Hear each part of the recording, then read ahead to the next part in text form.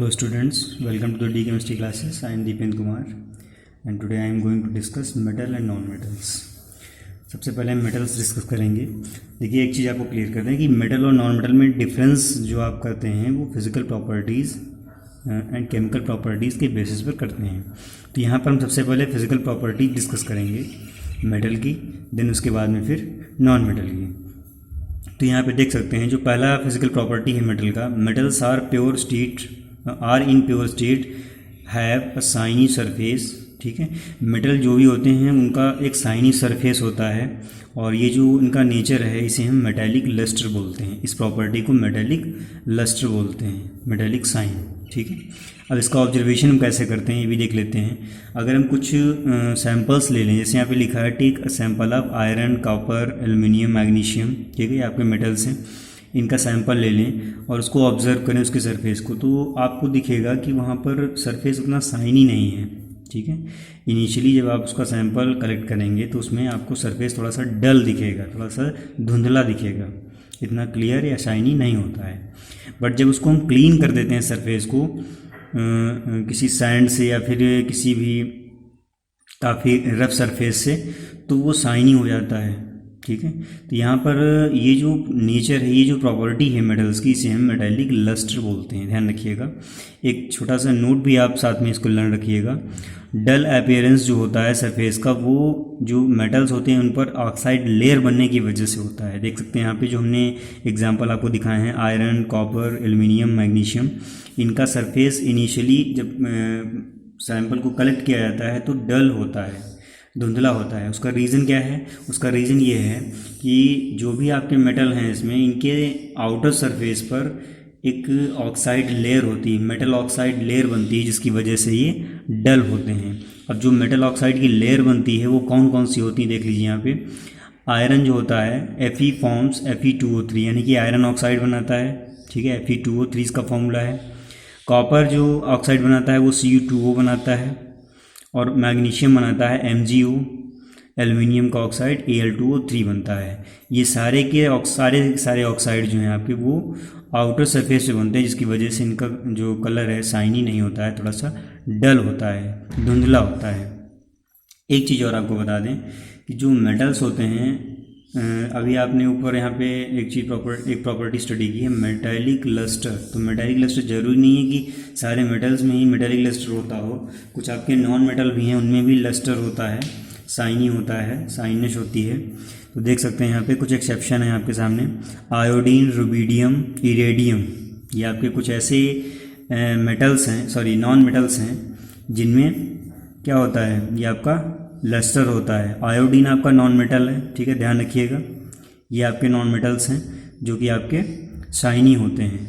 और साथ में एक चीज़ और भी बता दें कि ग्रेफाइट और डायमंड, ये भी आपके इसी कैटेगरी में आते हैं, क्योंकि ग्रेफाइट और डायमंड जो होते हैं वो कार्बन से बने होते हैं। ठीक है, उसमें कार्बन एटम्स ही होते हैं और कार्बन आपका एक नॉन मेटल है। बट ग्रेफाइट एंड डायमंड में भी थोड़ी सी लस्टरस होता है नेचर, या लस्टर प्रॉपर्टी होती है उनके, उनमें भी थोड़ी सी चमक होती है। तो हम ये भी कह सकते हैं कि ग्रेफाइट एंड डायमंड आपके एक्सेप्शनल हैं, जो कि आपके मेटल नहीं हैं, फिर भी इनमें लस्टर नेचर है या लस्टरस प्रॉपर्टी है। तो ये पॉइंट और ये पॉइंट हमने इनमें इसको रेड इंक्लूड किया हुआ है, तो इन्हें ध्यान रखिएगा। और साथ में ये भी आप लर्न रखिएगा, ये आपके मल्टीपल चॉइस क्वेश्चन जो आते हैं या 1 मार्क्स के शॉर्ट आंसर टाइप के क्वेश्चन आते हैं, उनमें आपसे ये पूछा जा सकता है। नेक्स्ट आपकी प्रॉपर्टी है मेटल्स आर जनरली हार्ड। ठीक है, जो आपके मेटल्स होते हैं वो जनरली हार्ड होते हैं। ठीक है, अब इसका भी ऑब्जर्वेशन करने के लिए हम क्या करेंगे, कुछ सैंपल्स लेंगे। तो सैंपल्स में जैसे कॉपर है, आयरन है, एल्युमिनियम है, सोडियम, पोटेशियम, इनको अगर लेते हैं और इनको अगर हम किसी शार्प एज इंस्ट्रूमेंट यानी कि नाइफ से कट करने का अगर प्रयास करते हैं तो हमें डिफरेंट ऑब्जर्वेशन मिलता है। क्या ऑब्जर्वेशन मिलता है देखते हैं इसमें। जो आपको ऑब्जर्वेशन मिलेगा वो कुछ इस तरह से मिलता है। अगर जब आप आयरन को कट करते हैं तो उसमें बहुत ज़्यादा डिफ़िकल्टी आती है। ठीक है, बट कॉपर और एल्युमिनियम, मैग्नीशियम, इनको जब आप कट करते हैं तो ये आसानी से, थोड़ा सा आयरन के कंपैरिजन थोड़ा सा आसान होता है इनका इन्हें कट करना। यानी कि आयरन जो है आपका ज़्यादा हार्ड है, इसलिए इसमें डिफ़िकल्टी आती है। मैग्नीशियम, कॉपर, एल्युमिनियम में थोड़े से सॉफ्ट होते हैं, लिटिल बिट, बहुत ज़्यादा सॉफ्ट नहीं होते हैं। तो उसमें थोड़ा सा इजी होता है उनको कट करना। बट सोडियम और पोटेशियम को अगर आप कट करते हैं तो बिल्कुल जैसे रबर होता है, रबर को आप कट करें बिल्कुल वैसा ही स्मूथ कट बनता है। बहुत ही सॉफ्ट मेटल्स होते हैं, बहुत आसानी से इनको कट किया जा सकता है। तो अभी जो आप प्रॉपर्टी स्टडी किए हैं कि metals are hard, generally hard, तो एक चीज़ आपको यहाँ पे क्लियर कर दें कि सारे मेटल्स आपके हार्ड नहीं होते हैं, ठीक है, बट ज़्यादातर ऑलमोस्ट मेटल्स जो हैं आपके वो हार्ड होते हैं। इसलिए हम इसको मेजॉरिटी के साथ जब हमारे पास एविडेंस हैं हार्ड मेटल्स के, तो इसलिए उसको हम जनरली हार्ड ही स्टडी करते हैं। तो ये ध्यान रखिएगा, यहाँ पे पोटेशियम और सोडियम जो आपके हैं ये बहुत ही सॉफ्ट मेटल होते हैं। यहाँ पे हमने इसका ऑब्जर्वेशन भी मेंशन किया है। और साथ में एक चीज़ और बता दें आपको कि जो एल्कलाइन मेटल्स होते हैं, जितने भी एल्कलाइन मेटल्स होते हैं वो सभी के सभी सॉफ्ट होते हैं। कौन कौन से हैं एल्कलाइन मेटल्स? लिथियम है, सोडियम है, पोटेशियम है, रुबीडियम है, सीजियम है, और एक और आपका है फ्रांसियम। अभी आगे स्टडी आपसे करेंगे। फ्रांसियम को हम यहाँ पे इसलिए नहीं मेंशन किए हैं क्योंकि वो आपका नेचर में एग्जिस्ट नहीं करता है, वो स्टेबल नहीं है, वो आपका रेडियो एक्टिव एलिमेंट है। तो जो आपके ये एलिमेंट्स हैं ये आपके नेचुरली स्टेबल हैं, तो इसलिए इनको हमने मेंशन किया। तो ये जितने भी आपके अल्कलाइन मेटल्स होते हैं ये आप लास्ट चैप्टर में पढ़ेंगे, periodic classification of elements and it's properties, उसमें 5th चैप्टर में केमिस्ट्री में उसमें पढ़ेंगे आप इसको। तो अभी फ़िलहाल नॉलेज के लिए आप इसे ध्यान रखिए कि जितने भी अल्कलाइन मेटल्स होते हैं वो सभी के सभी शार्प एज इंस्ट्रूमेंट जैसे कि नाइफ, इससे आसानी से ईजिली कट किए जा सकते हैं क्योंकि वो आपके सॉफ्ट मेटल होते हैं। ये चीज़ आप ध्यान रखिएगा। नेक्स्ट आपका है metals can B beaten into thin sheet, यानी कि मेटल्स को पीट कर उन्हें पतली शीट्स में या फिर थिन शीट्स में कन्वर्ट किया जा सकता है। और ये जो नेचर है इसका ये मेलेबिलिटी बोला जाता है, ध्यान रखिएगा। शीट्स में कन्वर्जन जो मेटल का होता है उसमें जो एबिलिटी होती है मेटल में वो आपकी मेलेबिलिटी बोली जाती है, मेलेबिलिटी कहा जाता है उसको। इसमें देख सकते हैं जो आपका हाईली मेलेबल मेटल है वो कौन कौन सा है, देख सकते हैं। एक आपका गोल्ड है, ठीक है, सिल्वर है, ये आपके बहुत ही हाईली मेलेबल होते हैं। और अगर क्वेश्चन किया जाए कि गोल्ड और सिल्वर में कौन सा है तो आई थिंक आपका गोल्ड सबसे ज़्यादा होगा, ध्यान रखिएगा। उसके बाद एल्कलाइन मेटल्स जो होते हैं वो बहुत ही लो मेलेबिलिटी के होते हैं। मैंने आपको ऊपर भी डिस्कस किया है कि एल्कलाइन मेटल्स जो होते हैं आपके वो बहुत ही सॉफ्ट होते हैं। जब सॉफ्ट होते हैं तो उनमें मेलेबल नेचर बहुत ही कम होगा, ठीक है, जितना हार्ड मेटल होगा उतना ही ज़्यादा वो मेलेबल होगा। तो यहाँ पर गोल्ड और सिल्वर काफ़ी हार्ड होते हैं इसलिए इनमें हाईली मेलेबिलिटी होती है। बट जो आपके एल्कलाइन मेटल्स हैं lithium, sodium, potassium, rubidium and caesium, यहाँ पर ये आपका सीजियम है, तो इनमें इनकी जो लो मेलेबिलिटी है ये इसलिए होती है क्योंकि ये बहुत ही सॉफ्ट होते हैं, ये इतने हार्ड नहीं होते हैं। तो यहाँ पर ये कुछ नोटेबल पॉइंट्स हैं, इनको लर्न रखिएगा, इनसे छोटे छोटे क्वेश्चन आपके बोर्ड एग्जाम्स में ज़रूर आते हैं। नेक्स्ट आपकी जो प्रॉपर्टी है the ability of metals to be draw into the thin wires. अब यहाँ पर भी एक एबिलिटी होती है मेटल की जो जिससे हम उसके वायर्स या मेटल्स को वायर में कन्वर्ट कर सकते हैं, ये आपका डक्टिलिटी बोला जाता है, डक्टिलिटी। तो यहाँ पर जो आपने अभी गोल्ड पढ़ा था, गोल्ड आपका हाईली डक्टिल मेटल है क्योंकि बहुत ही हार्ड होता है। और यहाँ पर एक उसके बारे में एक जानकारी और भी आपको दे दें कि उसके 1 ग्राम अमाउंट से 2 किलोमीटर लेंदी वायर आप बना सकते हैं, ठीक है। सोचिए आप कितना पतला वायर बनेगा, 1 ग्राम से 2 किलोमीटर लेंदी वायर बन सकता है, यानी कि शायद आपको अच्छे से दिखेगा भी नहीं, इतना थिन वायर बनता है और बहुत ही सॉलिड होता है। ऐसा भी नहीं है कि वो टूट जाए इतनी आसानी से। तो ये एक फैक्ट है, ध्यान रखिएगा, ये गोल्ड से रिलेटेड है। और ये इसी वजह से जो गोल्ड है आपका वो हाईली डक्टिल मेटल है, बहुत ही डक्टिल होता है क्योंकि इससे सबसे पतला वायर आप बना सकते हैं। नेक्स्ट आपका एक और भी पॉइंट है, metals can be given different shape. यहाँ पे इसको याद रखिएगा, metals can be given different shapes according to their need, यानी कि हमारे आवश्यकता के अनुसार उनको हम अपनी आवश्यकता के अनुसार उन्हें किसी भी शेप में हम कन्वर्ट कर लेते हैं। ये जो कन्वर्जन है इसके लिए कुछ प्रॉपर्टीज़ रिस्पॉन्सिबल होती हैं, वो कौन कौन सी हैं? मेलेबिलिटी एंड डक्टिलिटी, ध्यान रखिएगा इसको, इस पर शॉर्ट आंसर टाइप के क्वेश्चंस आपके बनते हैं। नेक्स्ट आपकी प्रॉपर्टी है metals are good conductor of heat, ठीक है, heat and have high melting point. तो यहाँ पे देख सकते हैं ये हमने एक डायग्राम बना रखा है, इसको ऑब्जर्व करने के लिए हम क्या करेंगे, एक स्टैंड में एक रॉड को, मेटल रॉड या मेटल वायर को क्लैंप कर देंगे, उसको टाइट कर देंगे यहाँ पे, और उसके उसका जो रॉड है उस पर हम वैक्स की कोटिंग कर देंगे, ध्यान रखिएगा, वैक्स की कोटिंग कर देंगे। और यहाँ से क्या करेंगे, इस एक स्प्रिट लैंप या फिर बर्नर या फिर कैंडल से लेकर उसके एक एंड को गर्म करना है, मतलब इसको वार्म करना शुरू करेंगे, इसको हीट करना शुरू करेंगे। तो धीरे धीरे जैसे जैसे समय जैसे जैसे इसको हीट करेंगे धीरे धीरे टाइम पास होगा, तो यहाँ पर धीरे धीरे क्या होगा, जो वैक्स की कोटिंग है वो मेल्ट होने लगेगी और लास्ट एंड तक धीरे धीरे यहाँ से होते होते लास्ट तक मेल्ट होती चली जाएगी। तो यहाँ पर इससे क्या ऑब्जर्व होता है, इससे ये ऑब्जर्व होता है कि मेटल को अगर एक एंड पे हम हीट करते हैं तो दूसरा एंड भी आपका धीरे धीरे हीट हो जाता है। तो ये कैसे होता है, क्योंकि यहाँ पर थर्मल जो एनर्जी है ये यहाँ से यहाँ तक कंडक्ट हो सकती है, यानी कि जो मेटल्स हैं वो आपके थर्मल एनर्जी को अलाउ करते हैं, ट्रांसफ़र कर सकते हैं एक एंड से दूसरे एंड तक। तो इसीलिए यहाँ से इस एंड पर जब हीट करते हैं तो यहाँ भी थोड़ी देर बाद जो ये आपका एंड है ये भी हीट हो जाता है। यानी कि इसको हम ऑब्जर्व कैसे करते हैं, इसको ऑब्जर्व करते हैं ऐसे कि ये जो आपका वैक्स है वो जब मेल्ट होने लगता है हीट की वजह से, ठीक है, तभी ऑब्जर्व होता है। तो यहाँ तक जब मेल्ट हो जाएगा तो उसका मतलब यहाँ तक हीट आपकी कन्वर्ट यहाँ से यहाँ तक पहुँच चुकी है, ट्रांसफ़र हो चुकी है। तो ये जो ऑब्जर्वेशन इससे ये कन्फर्म होता है कि मेटल्स आपके गुड कंडक्टर होते हैं हीट के और हाई मेल्टिंग पॉइंट के साथ होते हैं। अब एक चीज़ और बता दें, यहाँ पे एक नोटेबल पॉइंट है, अगर कोई क्वेश्चन आपका ऐसा होता है या फिर यूँ समझ लीजिए आपको पता करना है कि कौन सा मेटल बेटर कंडक्टर है दूसरे मेटल से, तो जाहिर सी बात है ये ऑब्जर्वेशन आपके बहुत काम आने वाला है। देखिए इसमें करेंगे क्या, हम मान लेते हैं दो मेटल आपके पास हैं, ठीक है, एक मेटल ए है, दूसरा मेटल बी है। मैंने ऐसे ही नोटेशन को दिया है, आप चाहें तो पी क्यू एक्स वाई कुछ भी लिख सकते हैं। मेटल ए पर हमने वैक्स की कोटिंग कर दी है, ठीक है, और मेटल और ए और बी दोनों के हमने जो वायर हैं वो सेम लेंथ के लिए हैं। मेटल्स के जो वायर हैं वो सेम लेंथ के रखिए, उन पर कोटिंग कर दीजिए, ठीक है, वैक्स की। उसके बाद फिर उसको बर्नर या फिर कैंडल से इसके एक एंड को यहाँ पे क्लैंप करके इसको स्टैंड में यहाँ से इसी एक एंड को हीट करिए, ठीक है, दोनों को अलग अलग उसमें स्टैंड में लगा के हीट करिए। और फिर आप देखिए कि इसमें वैक्स की मेल्टिंग किस में जल्दी कंप्लीट हो रही है, यानी कि जो पूरा वैक्स है वो किस रॉड का जल्दी कंप्लीट हो रहा है, जल्दी मेल्ट हो जा रहा है।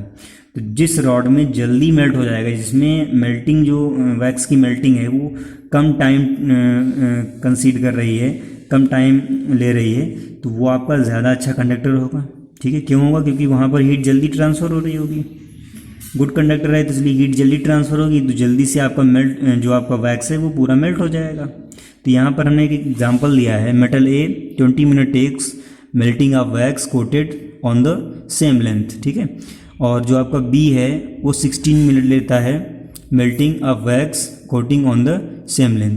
तो यहाँ से जो रिज़ल्ट आता है वो ये है कि जो आपका मेटल बी है वो आपका बेटर कंडक्टर है देन मेटल ए, क्योंकि आप यहाँ पर जो मेटल बी है वो बहुत कम टाइम कंसीड कर रहा है, कंजर्व कर रहा है।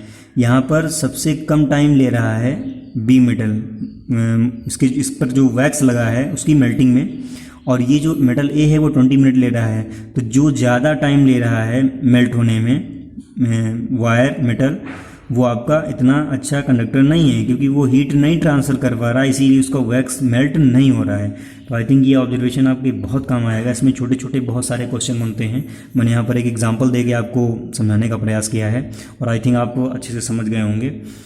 नेक्स्ट आपका एक पॉइंट है, ये पॉलिस्टर फाइबर जो होता है, प्लास्टिक जो होता है, वो इंसुलेटर की तरह वर्क करता है। तो यहाँ पर इसका अगर क्वेश्चन आता है कि ऐसा क्यों है, तो यहाँ पर आप आंसर दे सकते हैं, because they do not allow the transfer of heat one into another, यानी कि ये जो आपके पॉलिस्टर फाइबर और प्लास्टिक होते हैं ये हीट को एक एंड से दूसरे एंड तक ट्रांसफ़र नहीं करते हैं, वो अलाउ नहीं करते हैं, इसलिए वो थर्मल इंसुलेटर बोले जाते हैं। और इनको वायर्स के ऊपर क्या करते हैं, कोट किया जाता है, उनके ऊपर इनको लगाया जाता है ताकि जो हीट या फिर जो हम लोग हीट से हमें जो हार्म होने वाला होता है वो हमें नहीं हो, इसलिए ऐसा किया जाता है।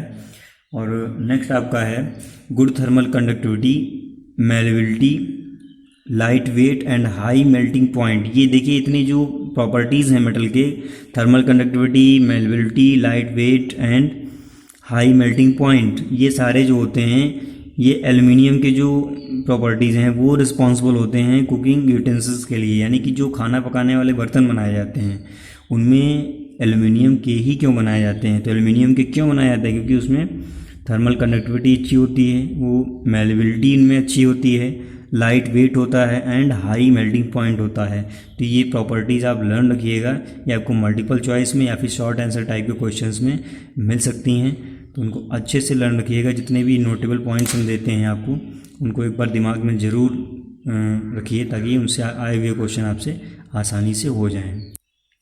नेक्स्ट आपका प्रॉपर्टी है metals are good conductor of electricity. यहाँ पे देख सकते हैं, अभी हमने इससे प्रीवियसली आपको डिस्कस किया है, metals are good conductor of heat. Same way में यहाँ पर इलेक्ट्रिसिटी के भी कंडक्टर होते हैं। तो इसको अगर आपको चेक करना है तो क्या करें, एक वायर को आप लीजिए, ठीक है, किसी भी मेटल के वायर या फिर रॉड को लीजिए और उसके एक एंड पर इलेक्ट्रिक करंट या इलेक्ट्रिक सोर्स को अटैच कीजिए और दूसरे क्या नाम है उस पर एंड पर एक वायर लेकर उसमें इलेक्ट्रिक बल्ब या फिर कोई ऐसी डिवाइस लगाइए जिससे हम इलेक्ट्रिसिटी को मेज़र कर लेते हो, ठीक है।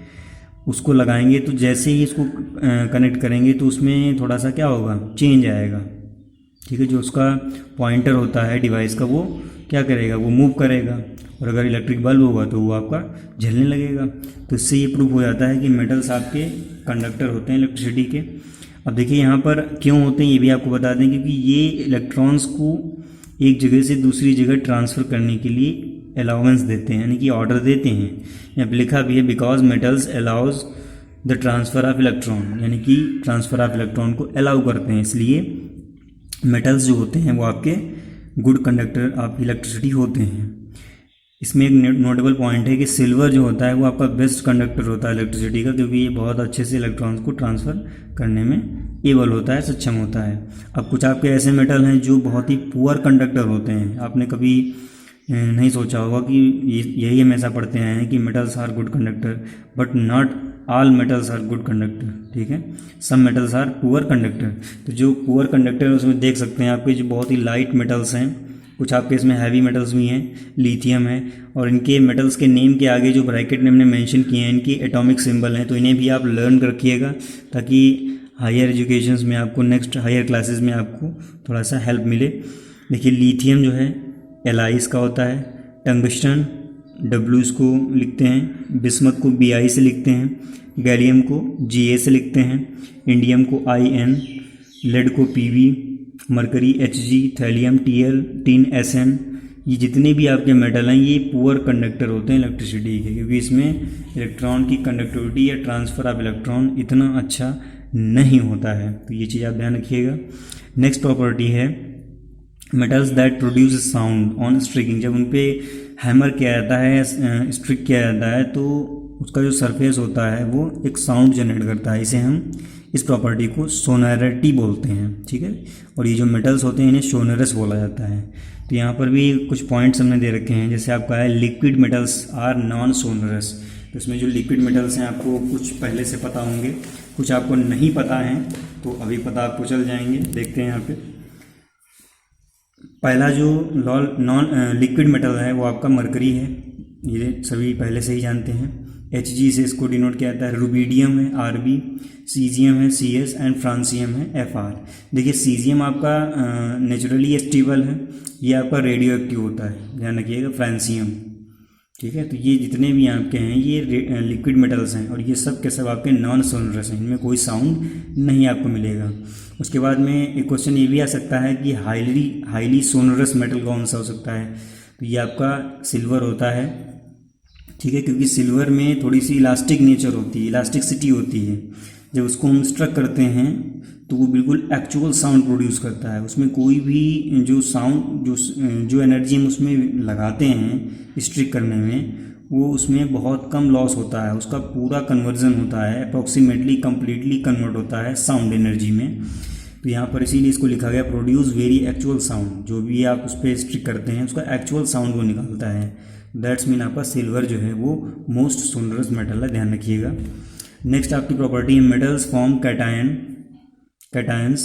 This ability of metal is called electropositive nature. ये जो मेटल्स होते हैं ये हमेशा कैटायन ही जनरेट करते हैं। क्यों करते हैं? क्योंकि ये इजीली इलेक्ट्रॉन लॉस कर सकते हैं, ठीक है। इनका साइज़ ज़्यादा होता है, इसलिए इनके जो आउटर मोस्ट सेल होते हैं वहाँ से इलेक्ट्रॉन बहुत ईजिली बाहर जा सकते हैं। देख सकते हैं यहाँ पे जैसे एग्जांपल में दिखाया है, सोडियम है, सोडियम मेटल में जो आउटर मोस्ट सेल होती है उसमें एक ही इलेक्ट्रॉन होता है। जो आपका KLMN में कॉन्फ़िगरेशन करते हैं उसमें करके देख सकते हैं। तो जब ये एक इलेक्ट्रॉन लूज़ कर देता है तो एक पॉजिटिव चार्ज इस पर आ जाता है। ये भी आपको 9th में आपने इसको स्टडी किया होगा। सोडियम से एक इलेक्ट्रॉन जाएगा तो एक पॉजिटिव चार्ज आया, यानी कि कैटायन जनरेट किया।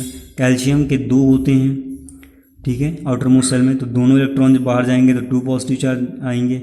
एल्यूमिनियम के 3 इलेक्ट्रॉन्स होते हैं आउटर मोस्ट सेल में, तीनों जब बाहर जाएंगे तो ट्रिपल पॉजिटिव चार्ज आएगा। देखिए यहाँ से एक ऑब्जर्वेशन में मिलता है कि किसी भी न्यूट्रल एटम से जितने आपके इलेक्ट्रॉन बाहर जाते हैं उतने पॉजिटिव चार्ज जो एलिमेंट होता है उस पर आ जाते हैं, जनरेट हो जाते हैं, ध्यान रखिएगा।